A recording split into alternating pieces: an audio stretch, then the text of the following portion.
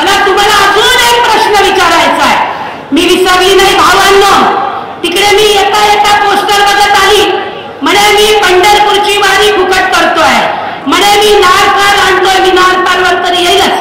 पण अरे आम्ही वारकरी आहोत, विठ्ठलाचे आम्ही भक्त आहोत. आम्हाला माहिती आहे एकादशीच्या दिवशी आमचा कोणताही वारकरी हा विठ्ठलाच्या मंदिरात जात नाही, तो बाहेर असतो चंद्रभागेच्या तीराकाठी. कारण त्याला माहिती असतं की विठ्ठल पायी चालून आलेल्या वारकऱ्यांना बघायला, डोळे भरून बघायला, तो त्या मंदिराच्या वरती जो काही कळस असतो तिथं आमचा विठ्ठल उभा असतो आणि आम्हाला बघून डोळे भरून बघत असतो.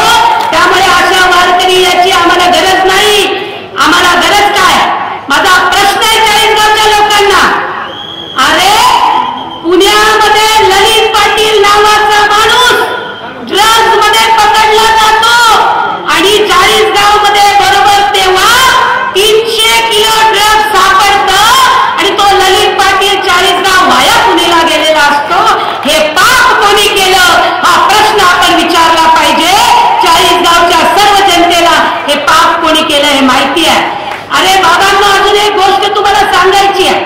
मी एक दिवशी एसपी कार्यालयामध्ये बसली होती आणि तेव्हा एसपी कार्यालयामध्ये फोन आला. इथल्या दिवा एसपींचा, आता बदलून गेले असतील ते, त्यांचा फोन आला. ते म्हणाले साहेब थोडी गडबड झाली. म्हणे काय गडबड झाली?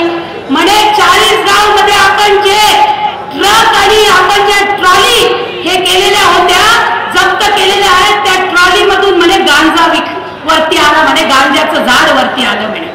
आता मला सांगा, गुटखा आणि गांजाचं झाड या चाळीसगाव मध्ये विकलं जात असेल आणि त्याचा मोठा बाजार होत असेल, आमच्या तरुण पिढीचे डोके जर फिरवले जात असतील, तर भावांनो हा आमदार तिथं कन्नडच्या इथं जातो आणि म्हणे आरटीओ पैसे खातात म्हणून ते ट्रक अडवतो.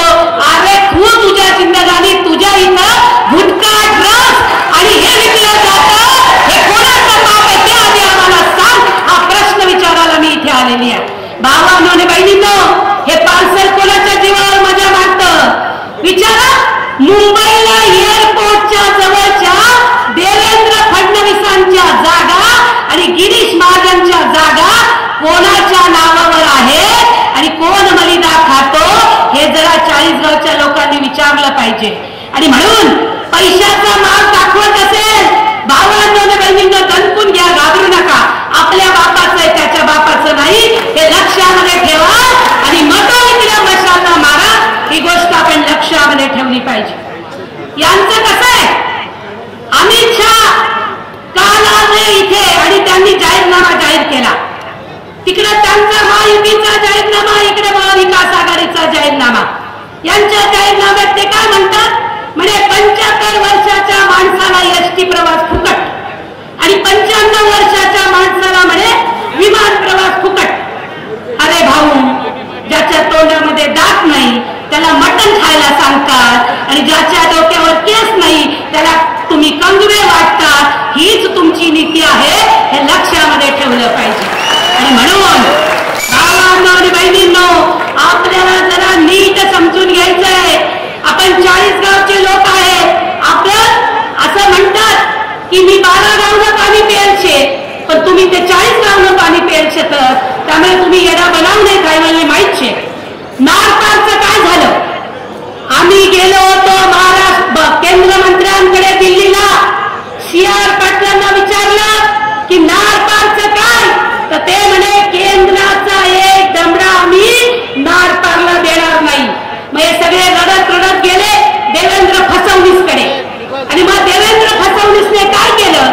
म्हणे मी प्रवा काढतो आणि राज्यपालांकडून नारपार मंजूर करून घेतो.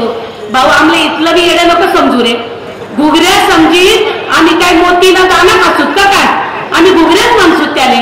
राज्यपाल कधी नारपारची परवानगी देऊ शकतो का? जरा या आमदाराला विचारा. विचारा. अरे जर परवानगी द्यायची असेल, अर्थमंत्री सर्व फाईल फिरतात, कॅबिनेट मध्ये निर्णय होतो आणि मग तो विधानसभेमध्ये ठेवला जातो आणि मग राज्यपाल त्याला सही करतो. ही गोष्ट लक्षात ठेवली पाहिजे.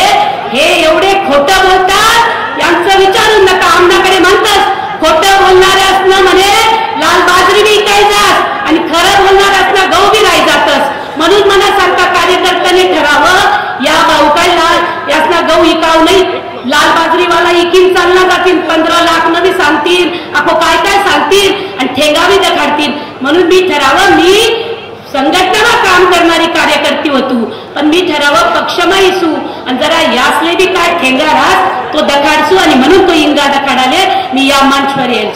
भावांना